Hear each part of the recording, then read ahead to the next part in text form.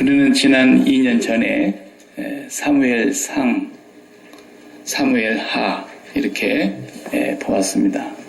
그래서 사울 왕과 다윗 왕의 일생을 살펴보면서 하나님 말씀을 상고했습니다. 그리고 지난 1년 동안은 이제 열왕기상 1장 솔로몬 왕에서부터서 지금 북쪽에는 아합 왕까지, 남쪽에는 여호사밧 왕까지 이렇게 1년 동안 하나님 말씀을 상고했습니다. 다음 기회에는 또 제가 열왕기하를 할 때가 있겠지만 내년에는 조금 달리 하려고 합니다. 오늘 열왕기상 결론을 읽었습니다. 41절에서부터 53절까지는 이렇게 진행되는 얘기가 아니고 전체를 요약해 놓은 역사적인 기록입니다. 아무개 왕 때 북쪽에는 누가 왕을 했고 남쪽에는 누가 왕을 했는데 왕을 하면서 어떻게 했다더라. 그런 모든 왕들의 치적과 업적 그리고 그들의 과오와 하나님 앞에서 잘잘못을 낱낱이 기록해 놓은 그런 내용입니다. 이걸 좀 더 정확하게 더 분명하고 더 의미를 담아서 정확하게 기록한 책이 그 다음에 나오는 이제 역대상, 역대하입니다. 저자가 달라요. 그래서 역대상, 역대하는 남쪽 유다 왕들의 역사만 썼어요. 그러니까 다윗의 등불, 다윗의 후손으로 이어져서 예수 그리스도께서 탄생하시게 되시는 그 역사만 역대상하에서 다시 재해석을 하고 있습니다. 그래서 역대상하는 내용이 똑같은 내용들이 그대로 기록되어 있는 부분들이 많아요. 그래도 역대상하는 또 역대상하대로 우리에게 전해주는 메시지가 있죠. 오늘은 역대상, 우리가 이제 사울도 끝났고 다윗도 끝났고 솔로몬에게서부터 시작했죠. 지혜를 구하면서 그가 이제 다윗 아버지께 준비해 놓았던 그 성전도 건축하고, 그런데 솔로몬 왕이 마지막에 하나님을 약간 떠나서 곁길로 들어갔어요. 오늘 제목을 제가 딴 길로 가지 맙시다 그랬는데 솔로몬이 딴 길을 가버리죠. 그래서 나라가 분열이 되는 거예요. 그리고 북왕국과 남왕국이 그 아들이 이어받는 거죠. 솔로몬의 아들은 남왕국 유다를 이끌고 르호보암이 일대 왕이 됐어요. 그리고 두 번째 왕은 아비얌, 세 번째 왕은 아사, 그리고 네 번째까지 우리가 지금 본 거예요. 여호사밧 이렇게 봤어요. 그리고 북쪽에는 솔로몬 왕 이후에 북쪽으로 갈라져 나가는 열 지파는 여로보암이 일대 왕이 되죠. 그죠? 그 다음에 그 아들 나답이 2대 왕이 되는 거예요. 그리고 나답 때 죽습니다. 하나님이 여로보암을 심판하셔서 네 아들 때에 내가 대를 끊겠다 그랬죠. 그래서 왕을 더 이상 못하겠다. 그리고 바하사라는 왕조가 들어서죠. 바하사라고 하는 새로운 왕조가, 새로운 가문이 등장해가지고 그 아들 엘라까지 왕을 합니다. 그리고 또 그 엘라에게서 대가 끊어지죠. 왕을 못하게 하나님 심판하십니다. 그 엘라의 군대의 지휘관이었던 시므리가 왕을 죽이고 자기가 왕을 합니다. 그래서 7일 천하로 끝났다 그랬죠. 일주일간 왕하고 또 한 다른 장수가 있었죠. 오므리 장수에게 시므리 왕이 죽습니다. 그리고 오므리가 왕위에 올라가서 세 번째 왕조가 시작이 되는 거예요. 그 오므리의 아들이 아합입니다. 그 아합의 일생을 우리가 지금 쭉 보아왔고, 그 아합의 왕비 이세벨도 우리가 지금 보아왔고, 이제 아합과 이세벨이 22장에서 죽지 않습니까? 죽고 그 아들 아하시야가 왕이 되는 거죠. 그 아하시야가 왕이 되어 있는 동안까지 여호사밧이 왕 노릇을 했습니다. 여기까지 우리가 지금 금년에 보았어요. 오늘은 그 두 왕조를 결론을 이제 열왕기 상의 결론을 지으면서 하나님께서 우리에게 주시는 메시지가 딴 길로 가지 마라라는 겁니다. 딴 길로 가지 마라. 그러니까 다윗의 왕조는 항상 우리가 읽어본 대로 뭐렇게 나와요? 그 자손들을 평가할 때 정직하게 갔으면 그 조상 다윗의 보기에 정직히 행하여 여호와를 경외하고 섬겼다. 이렇게 평가를 하죠. 그런데 다윗의 왕조도 다 그런 게 아니에요. 벌써 솔로몬이 말년의 곁길로 들어섰죠. 솔로몬의 아들 르호보암은 아주 우상숭배의 길로 악한 길로 가버렸어요. 네. 그리고 그 르호보암의 아들 아비암도 아버지 따라서 악한 길로 가서 남쪽 유다도 온 나라가 우상숭배로 아주 그냥 혼탁하게 돼버리지 않습니까? 그런데 그 우상숭배를 끊어낸 사람이 그 다음 나온 아사 왕이었어요. 아사가 싹 정리를 했어요. 완벽하게 정리는 못했지만 거의 정리를 해서 개혁을 일으켰죠. 그 다음에 아사의 아들 여호사밧이 아버지가 남겨놓았던 남진 잔재들을 우상숭배를 싹 다 청소했어요. 딱 하나만 못했다 그랬어요. 산당만 철거하지 못했다. 이 산당이라는 것은 그때의 본래 그 땅에 있었던 우리나라로 말하자면 산속에 있는 절간 같은 곳이에요. 제사 지내는 곳이에요.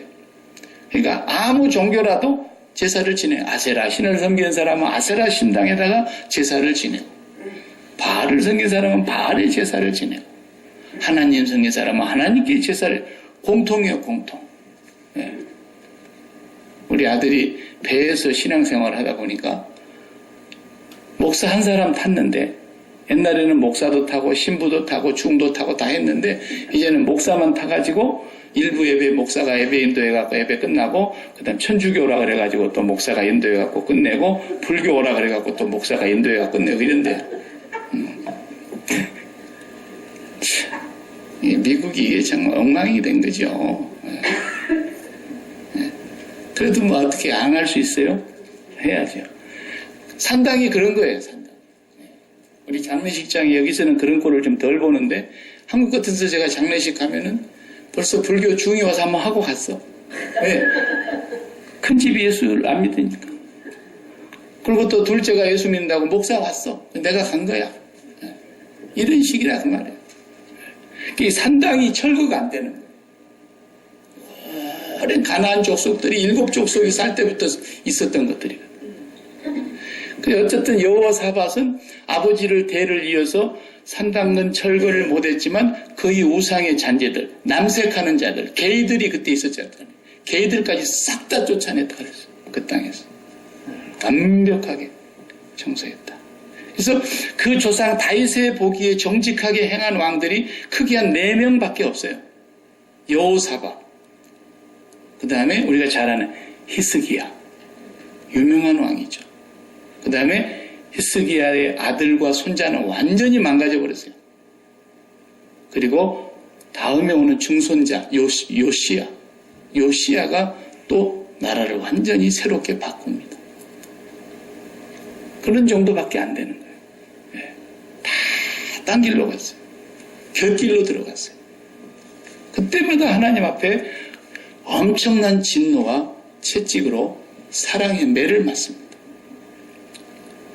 이게 열왕기 상의 중간 정도 와서 우리가 지금 이제 결론을 맺게 되는데, 두 패턴이 항상 있는 거예요. 한 패턴은 어떤 겁니까? 성경에 보면 그 조상, 그 아비 여로보암의 길을 좇아 어떻게 됐어요? 바알을 섬기고 아세라를 섬기고 하나님을 거역하는 길로 갔다는 한 패턴이 있어요. 그리고 그 조상 다윗의 보기에 정직하게 행하여 갔다 하는 또 하나의 패턴입니다. 이 두 패턴이 바로 우리 인생이 살아가는 패턴과 똑같은 거예요. 하나님의 선택을 받은 사람들, 그저 교회 밖에 있는 사람 우리가 아직 얘기하지 말자고. 교회에 들어와 있다고 하는, 예수를 소위 믿는다고 하는 하나님의 선민들 속에 이 두 패턴이 있다라는 거예요.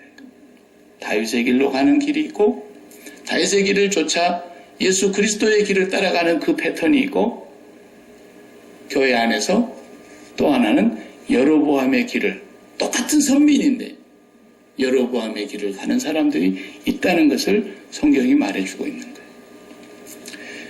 그렇기 때문에 오늘 우리가 그 속에서 어떤 길을 갈 것이냐, 바른 길로 들어서지 못하면 시편 1편에 말한 대로 복 있는 사람은 악인의 꾀를 쫓아가지 않는다. 죄인의 길에 서지 않는다. 오만한 자의 자리에 앉지 않는다. 그 길이 있다라는 거예요. 그런데 악인은 그렇지 않으며 바람에 나는 겨와 같은 길이 있고 심판할 때 반드시 하나님의 진노를 면치 못할 멸망의 길, 망하는 길이 있다라는 거죠. 그래서 교회 안에 알곡과 가라지가 있다고 예수님이 말씀하신 것처럼 교회 안에 이 두 패턴이 구약시대부터 주님 오실 때까지 가는 길이 보인다라는 거죠. 하나는 좁은 길이고 하나는 분명히 넓은 길이에요. 하나는 십자가의 길이고 하나는 세상을 쫓아가는 길이에요. 분명히 있어요. 그것을 구약시대의 이 그림자로 우리에게 지금 보여주고 있는 거예요. 이 여호사밧은 남쪽 유다의 다윗의 길을 쫓아가던 정말 하나님 앞에 여호와 보시기에 정직한 왕이었음에도 불구하고 여호사밧이 결정적인 실수를 한 것이 뭐냐면 아합과 손잡았다라는 거예요. 여러분 한번 성경 열왕기하를 역대하로 넘어가 봐요. 역대하는 우리가 아직 볼 기회가 없는데 역대하 19장을 보세요. 역대하 19장 1절에서 4절을 한번 1절에서 3절까지만 읽어보려고 그래요. 역대하 19장 1절 유다왕 여호사밧이 평안히 예루살렘에 돌아와서 그의 궁으로 들어가니라. 여기 언제 얘기냐면 전쟁 끝나고 길르앗 라못에서 아합이 죽었잖아요. 전쟁에서 죽었어요. 어느 병사가 그냥 성경에는 우연히 그랬어요. 근데 그게 그 말이 아니고 그냥 공중을 향해서 화살을 쏘는 거예요. 맞아 죽어라 아무라도. 근데 그 화살이 정확하게 아합의 심장 부분에 가서 꽂혔어요. 아합은 자기가 죽기 싫어서 왕복을 안 입고 자기 왕복을 여호사밧 왕복을 입고 가고 여호사밧에게 왕복을 입혀가지고 당신이 전쟁터에 선두에 서게 하고 자기는 뒤에 서가지고 왕복을 벗고 평민복장으로 있었어요. 왜? 저쪽에 32명의 군인이 장군들이 뭐라 그랬어요? 너희들은 저 병사들하고 싸우지 말고 무조건 아합을 죽여라 그랬어요. 아합을 찾아서 죽여야 된다. 근데 아합이 변장을 해버리니까 그래서 여호사밧 임금을 막 쫓아가잖아요. 그 여호사밧이 죽게 생겼어요. 그 꽁무니까지 쫓아와서 이제 죽게 생겼는데 소리를 꽉 지르는 거예요. 내가 아합 아니라고. 네, 진짜 보니까 아합이 아니야. 근데 성경에 보면은 여호와께서 그들의 마음을 감동시키사 돌이켜 떠나가게 했다 그랬어요. 그래서 살려주신 거예요. 그냥 그렇지 않았으면 죽은 거예요. 여호사밧도 괜히 그 전쟁에 같이 참여했다가. 근데 한 병사가 무심코 쐈다 그랬어요. 무심코. 활을 적절히 하여 쐈는데 그 화살이 아합에게 정확하게 꽂히고 아합이 그날 병거에서 피를 질질질 흘리고 있는데 이 전쟁터에서 빠져나가자고 신하에게 얘기를 하지만 전쟁이 너무 치열하니까 못 빠져나갔다 그랬어요. 그리고 해가 질 무렵까지 피를 흘리고 있다가 병거에서 그냥 죽었어요. 그러니까 이 길르앗 라못의 전투는 우리가 앞에서 본 대로 하나님이 아합을 심판하시기 위한 전투였어요. 아합을 죽이기로 작정한 전쟁이었어요. 그런데 그 전쟁에 누가 참여해요? 여호사밧이 참여했단 말이에요. 앞에서 4절에 보면 그렇잖아요. 여호사밧 왕에게 아합이 제안을 했잖아요. 이 길르앗 라못은 우리 땅이다 본래. 그런데 우리 선왕들이 빼앗겨놓고 아무도 되찾지를 못했는데 우리가 저거 되찾아야 된다. 그 되찾으려고 하는 이유가 있어요. 왜냐하면 그때 당시에는 세계를 미국처럼 제패하고 있었던 나라가 아시리아였거든요. 아시리아가 저 북쪽에서 남쪽으로 계속해서 전쟁을 하면서 하나씩 야금야금 전쟁을 해서 먹어 내려오는데 그 길르앗 라못을 우리가 다시 되찾아서 그 아람 땅에서 붙어서 성벽을 쌓고 거기로 붙어서 방패를 막아야 되기 때문에 거기 땅이 중요한 요충지라는 거죠. 그래서 우리가 저 땅을 다시 찾아야 된다.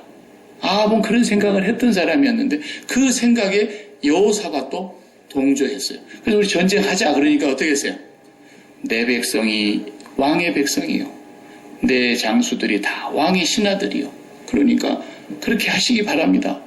이랬던 거예요. 근데 하나님께서는 그 전투를 통해서 아합을 죽이려고 작정하신 전쟁인데 여호사밧은 전혀 딴 생각으로 참여했던 거예요. 통일 왕국을 이루고, 그리고 우리가 이제 강한 군대를 만들고 남북이 연합을 해서 북쪽에서부터 내려오는 아수르를 막아내서 우리의 경제가, 우리의 정치가 안전선에 들어갈 수 있도록 해보자라는 그런 하나의 동맹국을 만든 거거든요. 이걸 뭐라 그랬나 보세요. 19장 1절을 다 같이. 유다 왕 여호사밧이 평안히 예루살렘에 돌아와서 그의 궁으로 들어가니라. 전쟁 끝나고 돌아왔다는 거예요.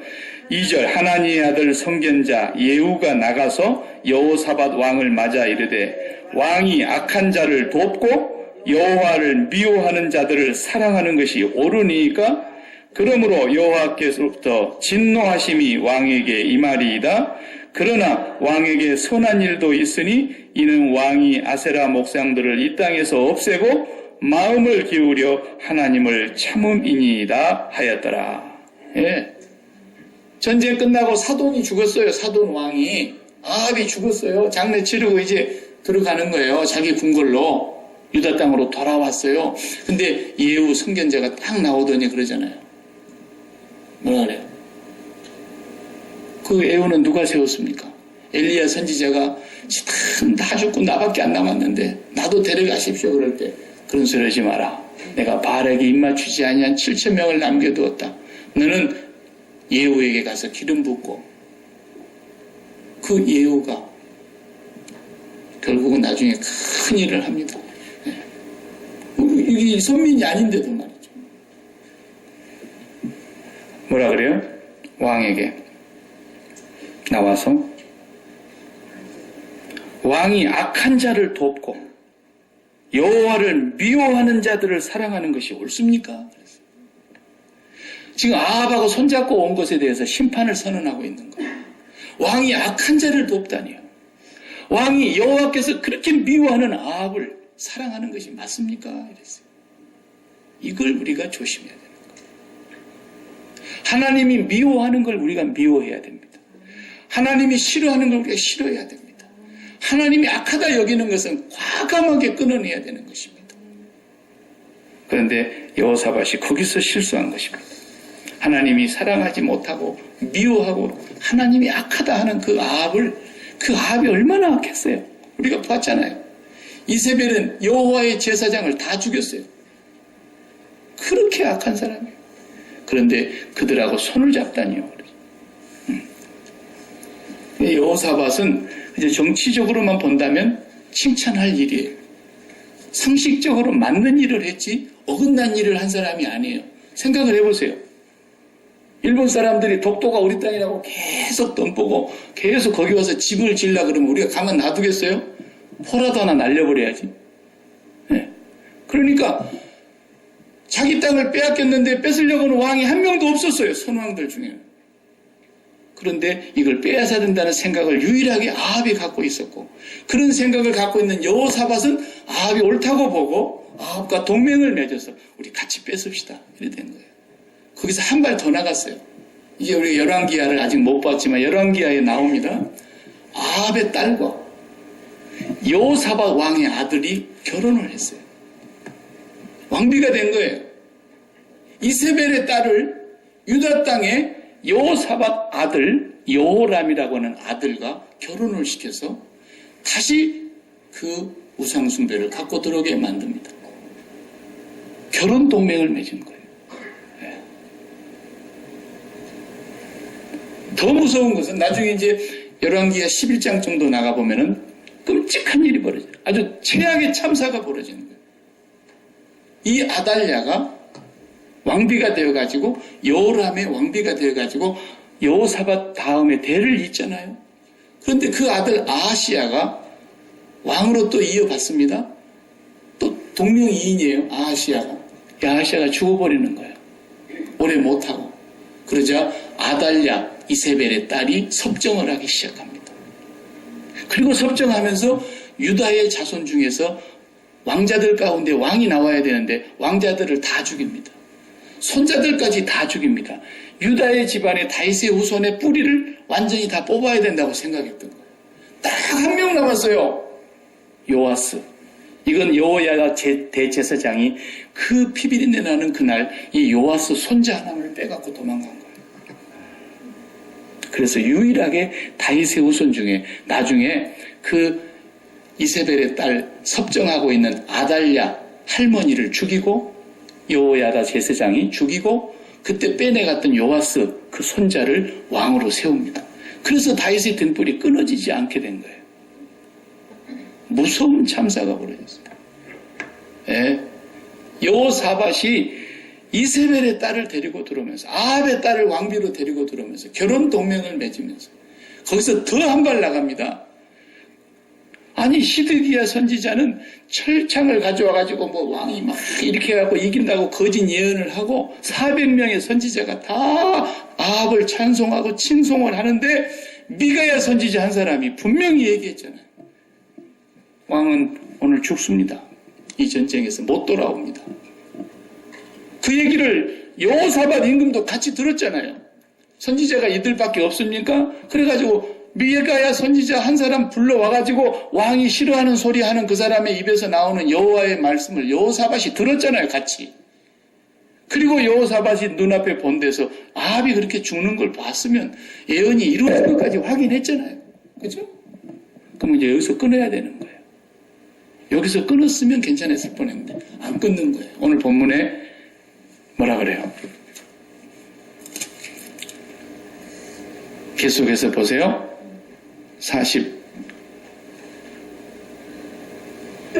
47절, 48절.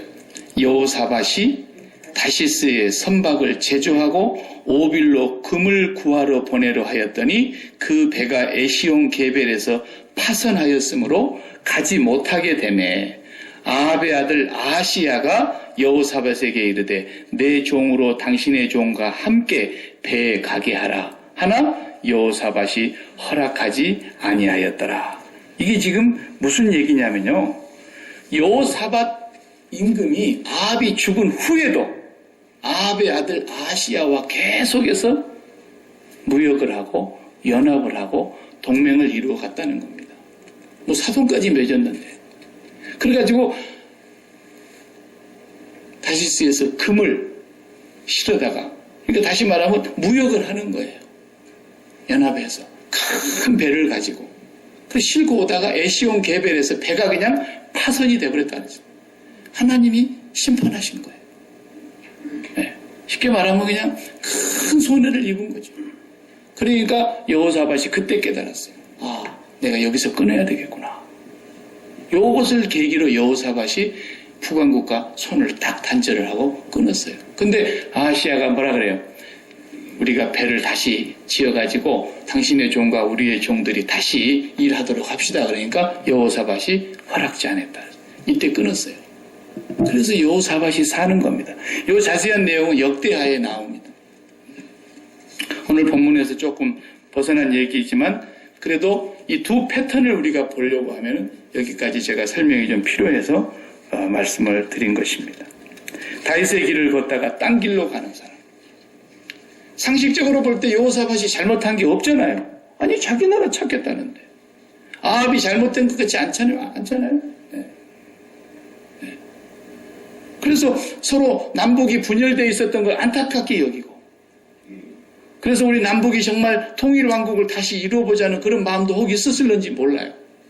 그래서 결혼동맹도 맺고 그리고 같이 군대가 당신의 군대가 내 군대고 내 백성이 당신의 백성입니다 하면서 연합군을 설정해가 만들어서 아람을 전쟁에 가서 길루와 나못을 빼앗아보고 그리고 장차는 저 북쪽의 강국인 아시리아가 밀고 내려올 때 우리가 그걸 막아내는 준비를 해야 된다.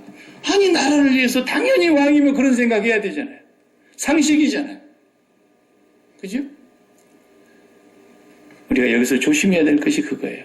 굉장히 상식적인 일인 것 같은 것들이 하나님이 미워하시는 일일 수 있다는 거예요. 너무 당연한 일인 것 같고 백성의 칭송을 받고 지지를 받는 일인 것 같으면서도 하나님이 보실 때는 하나님이 정말 미워하는 일을 하고 있다는 것이죠. 아합의 아들 아하시야는 아합보다도 더 악했다 그랬어요. 아버지의 대를 이어서 더 악하게 했다 그랬어요. 그래서 하나님이 그를 지독하게 미워하셨고 하나님이 그를 심판하시고 있는데 어떻게 심판하시느냐. 점점 약하게 만들어가는데 그래서 경제도 큰 손해를 입게 하고 아하시아가 그렇게 당하는 것을 보면서 여호사밧 임금은 늦게서 깨달았어요. 결과론적으로 보면 여호사밧은 하나님께서 진노를 하시면서도 뭐라 그랬어요? 아까 3절에 그래도 왕이 잘못한 것만 있는 게 아니라 아버지 아사를 따라서 하나님 앞에서 이렇게 종교 개혁을 하고 이렇게 선한 일을 많이 해야했기 때문에 하나님께서 긍휼히 여겨주신 거라는 거예요. 그리고 늦게서 깨달았지만 우리가 잘 아는 대로 저기 역대하에 가서 보면은 20장에 그런 얘기 나오잖아요. 막 모압과 암몬이 연합군을 만들어가지고 유다를 쳐들어올 때 자기들은 감당할 길이 없어서 금식을 선포하고 하나님 앞에 기도하고 솔로몬 성전 앞으로 다 불러 모아놓고 하나님 솔로몬이 기도한 기도를 들어주십시오. 솔로몬에게 언약한 것을 들어주십시오.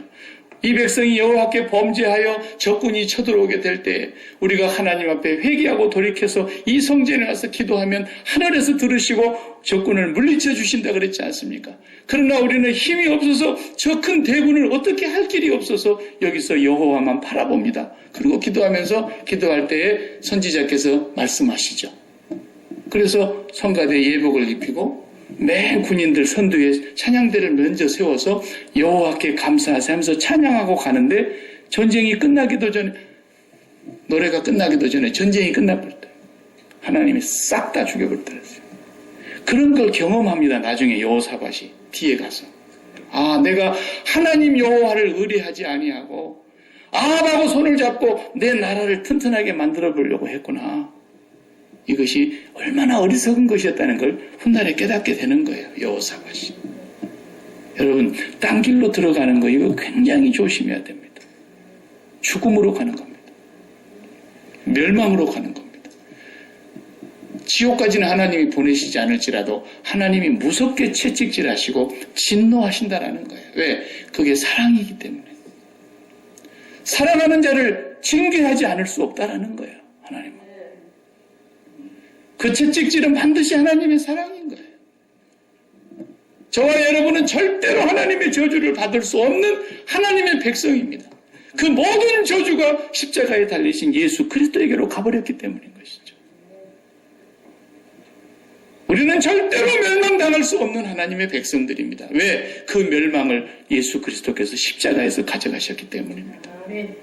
그러나 우리는 그럼에도 불구하고 딴 길로 들어섰을 때 그 길을 돌이키도록 하나님은 사랑의 징계로 채찍을 내리시는 분이라는 것입니다. 그게 어떤 모양으로 나타나는지는 우리가 다 알지 못하지만 하나님은 반드시 그렇게 행하시는 분이십니다. 예수 믿는 사람은 어떤 경우도 망할 수가 없습니다. 절대로 우리는 망하지 않습니다. 확신하셔야 됩니다. 뭐가 망하는 거길래? 사업해갖고 망하는 게 망하는 건 줄 아세요? 그런 건 망하는 게 아니에요. 대통령이 됐다가 좀 잘못이 드러나서 감옥에 가는 거, 그거 망하는 거 아니에요. 망하는 것이 뭔지를 모르니까 그러는 거예요. 망하는 것은 영원한 하나님의 형벌의 진노를 받는 멸망이에요. 구름 아래서 이루어지는 게 아니에요. 구름 위에서 이루어지는 것들이에요. 구름 아래서는 절대로 우리가 망하는 것이 있을 수가 없어요. 돈을 다 잃었어도 망하는 게 아니라니까요. 욥처럼. 자식이 다 죽어도 망하는 게 아니라니까요. 욥처럼. 자기 몸의 건강이 완전히 다 무너져도 망하는 게 아니라니까요. 욥처럼. 진짜 망하는 게 뭔지를 모르는 거예요. 세상 사람들은. 예수 믿는 사람들도 진짜 망하는 게 뭔지를 모르는 사람들이 많아요. 진짜 망하는 건 하나님의 저주를 받는 거예요. 하나님께로부터 끊어지는 거예요. 하나님께로부터 영원히 버림받는 거예요. 그게 망하는 겁니다. 그게 심판인 겁니다. 그게 형벌인 겁니다. 그래서 예수 믿는 사람에게는 심판이 없고 형벌이 없고 망함이 없는 거예요. 절대로. 구름 아래서는. 아직도 세상의 것이 조금 없어졌다고 암흑에 쫄딱 망했대. 망하기는 뭘 망해요. 어떤 사람은요, 우리가 역사를 보면서 나오잖아요. 다윗이 그 권력과 그 힘이 없었더라면 바세바에게 안 갔을 거라고요. 그게 여호와 앞에 범죄한 것임을 왜 몰랐겠어요? 그런데 그가 한순간 딴 길로 딱 들어서면서 자기가 권력이 있기 때문에, 힘이 있기 때문에 그걸 할 수 있었던 거예요. 그가 남편까지 죽일 수 있었던 거예요. 어떤 사람에게는 그 권력이 차라리 없었다면, 차라리 돈이 없었다면, 차라리 건강이 없었다면 정직하게라도 살 뻔했는데, 그 돈 때문에, 그 권력 때문에, 그 건강 때문에 죄 짓고 멸망당한 사람들이 많아요. 네. 우리가 딴 길로 들어서게 되는 결정적인 이유가 뭔가를 알아야 됩니다.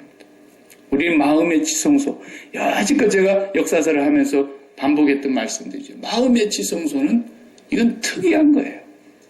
뭐가 거기에 1번으로 선점해서 자리를 잡느냐에 따라서 사람은 삶이 달라지는 거예요. 쉽게 말해서 거기 마음의 지성소에 내 기쁨을 줄 것이라고 믿고 확신하고 있는 것이 돈이라면, 그 돈을 딱 돈이라는 이름을 담는 순간부터 내 생각이 발동하게 돼 있어요.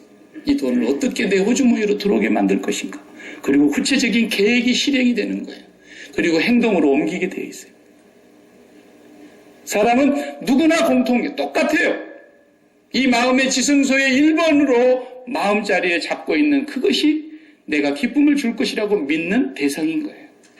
그게 자녀이면, 그것이 사업이면, 그것이 나의 건강이면, 그것이 1번의 자리에 앉게 되는 순간부터 생각이 돌고 계획을 세우고 그것이 나에게 이루어지기 위해서 행위를 옮기는 거예요.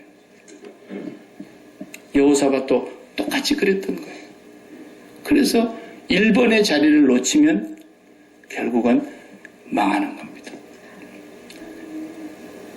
성경에서 말하는 죄는 그냥 어디 슈퍼에 가서 주인 없이 모르게 살짝 훔쳐가지고, 그런 것도 나쁜 짓이기 때문에 도덕적으로 윤리적으로 해서는 안 될 일이지만, 성경에서 말하는 진짜 무서운 죄는 뭐예요? 교만이에요. 교만.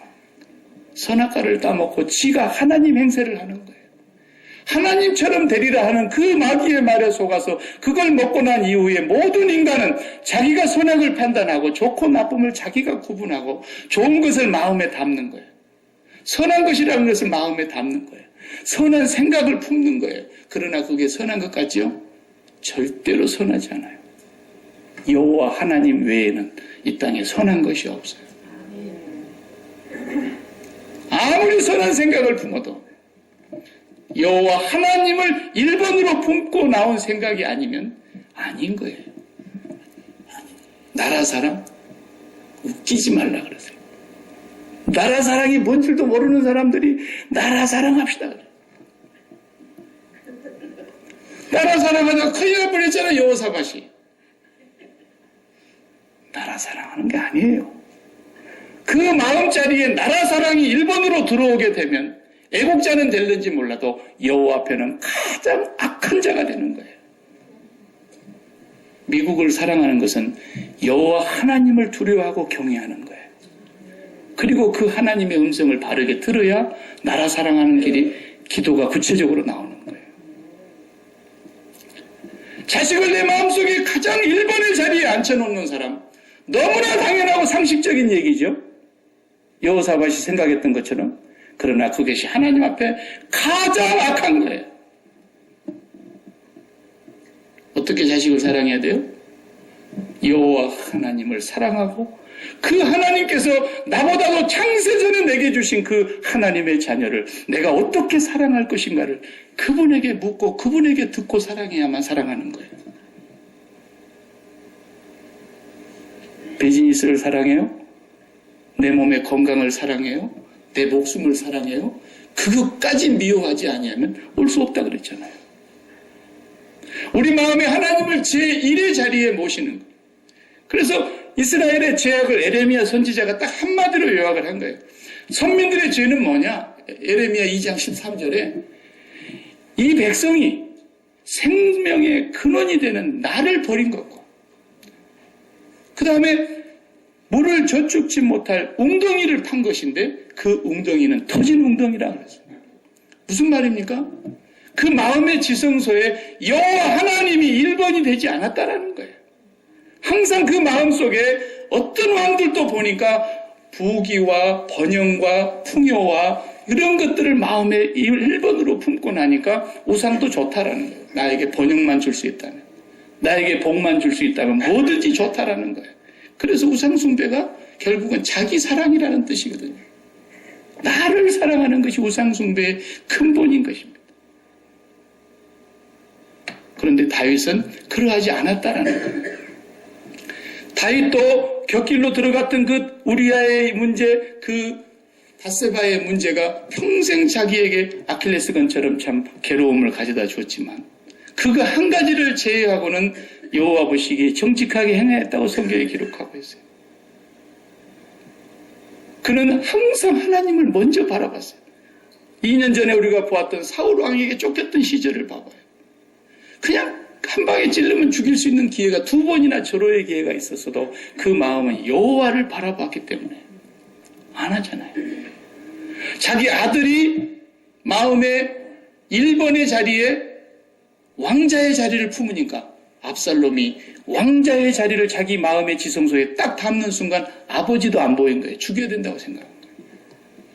그런데 다윗은 그런 철천지 원수 같은 자식이 왕자를 찬탈하는데도 불구하고 거기를 맨발로 나와버리잖아요. 못해봐서 그렇지 않았잖아요. 여호와 하나님을 바라봤기 때문에. 그 쫓겨나오는 순간에 법궤를 메고 제사장들이 따라가겠다는데도 너 여호와께서 다시 법궤 앞에서 나를 얼굴을 뵙도록 허락해 주신다면 내가 돌아올 것이다. 그리고 돌려보내잖아요. 도망 나오는데 그냥 시므이가 막 저주하는 소리를 퍼부으면서 돌멩이를 던지는데 아무리 급하게 도망가더라도 저놈은 죽이고 가야 되겠는데 못 죽이게 하잖아요. 여호와께서 혹시 저 사람의 입을 통해서 다윗을 저주하라 하셨을는지 누가 알겠느냐 그랬어요. 그 마음에 하나님을 철저하게 1번으로 담고 있는 그 모습이 바로 정직한 모습이었다. 하나의 올인하고 하나의 스탑, 그게 정자라 그랬죠. 여호와에게서 떠나지 않았다라는. 근데 그 자리에 자식이 들어오면 악하게 되는 거예요.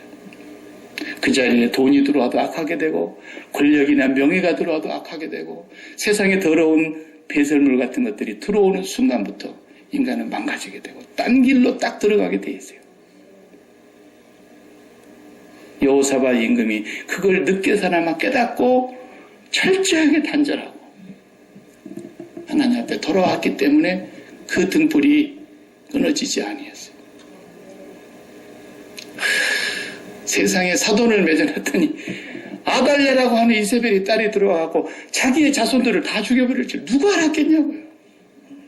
하나님이 하나라도 남겨두시지 않았더라면 하나님은 언약의 하나님이시기 때문에 다윗의 등불을 끄지 아니하시겠다고 했다. 그 요아스 때문에 다시 이어져 가는 거 보세요. 사랑하는 성도 여러분, 우리 마음속에 제가 모든 것을 다 십자가에 죽여야 된다는 이유가 바로 그 말이었던 거예요. 사도 바울이 날마다 죽어야 한다는 얘기가 바로 그 얘기였던 거예요. 그 마음속에 하나님 외에 다른 것이 자리 잡는 순간 생각이 발동하며 계획이 세워지며 행위로 옮겨가는 것이 인간이기 때문에 딴 길로 가게 돼 있어요. 하나님 외에 다른 것을 담으면 안 돼요. 여러분이 이 땅의 구름 아래에 있는 어떤 것을 아무리 사랑하고 소중하다 할지라도 소중히 여기면 안 되는 것이 가정을 소중히 여긴다고요? 세상 사람들이나 열심히 그렇게 하라 그래요. 정말 가정을 사랑하는 길이 뭔지 아세요?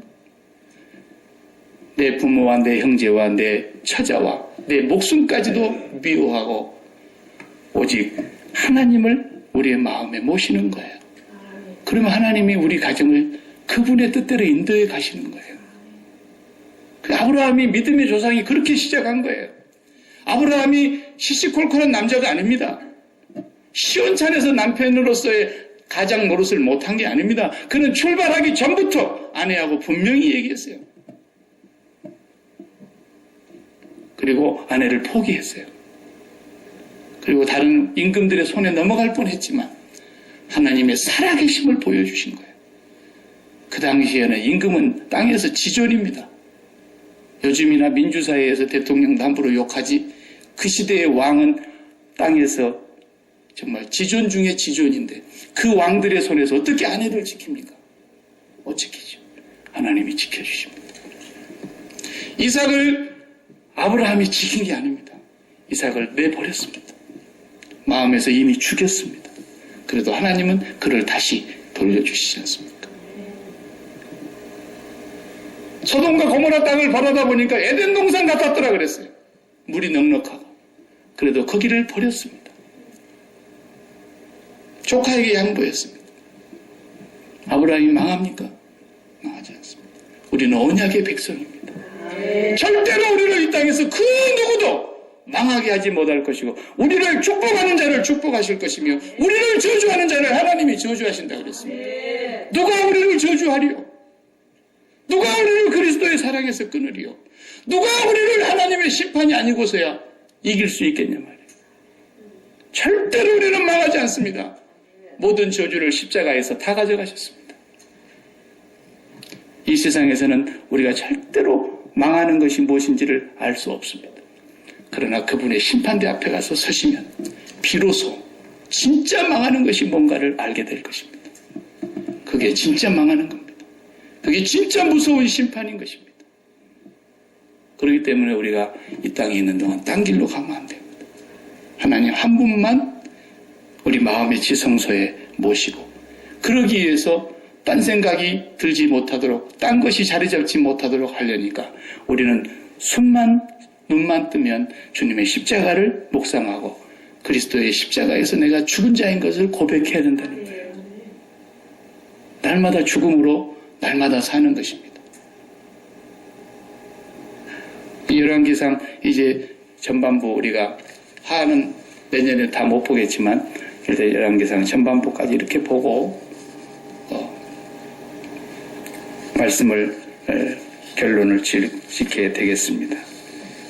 우리가 이 세상에서 지킬 것이 많이 있는 것 같지만 지킬 것은 딱 하나뿐입니다. 가볍게 사시기 바랍니다. 여러분의 인생을 지킬 수 없습니다. 여러분의 인생을 책임질 수 없습니다. 그 어떤 것도 우리 손으로 지킬 만한 것은 이 세상에 없습니다. 우리 마음의 지성소, 마음을 지키되 그 마음자리에 하나님 아버지 한 분만 거하도록 주 예수 그리스도를 똑바로 바라보고 걸어가시길 바랍니다. 기도하십시다. 하나님 감사합니다. 여호사밧의 말년을 우리가 보면서 하나님의 선택받은 백성도 자칫하면 이렇게 넘어질 수 있고 딴 마음을 품고 딴 길로 갈 수 있다는 것을 우리는 기억하면서 우리도 눈만 뜨면 우리가 그런 존재인 것을 부정할 수 없습니다. 날마다 살아온 생각, 날마다 살아온 세월들을 보면 우리도 그런 생활을 너무너무 많이 하며 전철을 밟아왔습니다. 주님, 그래도 주님의 긍휼이 크셔서 주님이 끝까지 저희들을 인도해 주시고 성령으로 빼우치시고 때로는 책망하시고 때로는 사랑의 징계와 채찍을 들으셔서라도 우리를 바른 길로 인도하심인 줄로 믿고 감사를 드립니다. 우리의 생애가 얼마 남지 않았는데 우리의 마음 가운데 아버지 하나님이 언제나 마음의 지성소에 그 이름이 거하며 아버지 하나님 한 분만 늘 우리의 심령에 모시고 살아갈 수 있게 해주시고 그 아버지께로부터 나오는 모든 은혜와 말씀과 모든 하나님의 생각과 계획과 복을 이 땅에서 열매로 맺으며 살아갈 수 있는 자녀들 되게 해 주옵소서. 예수님 이름으로 기도하옵나이다. 아멘. 아멘.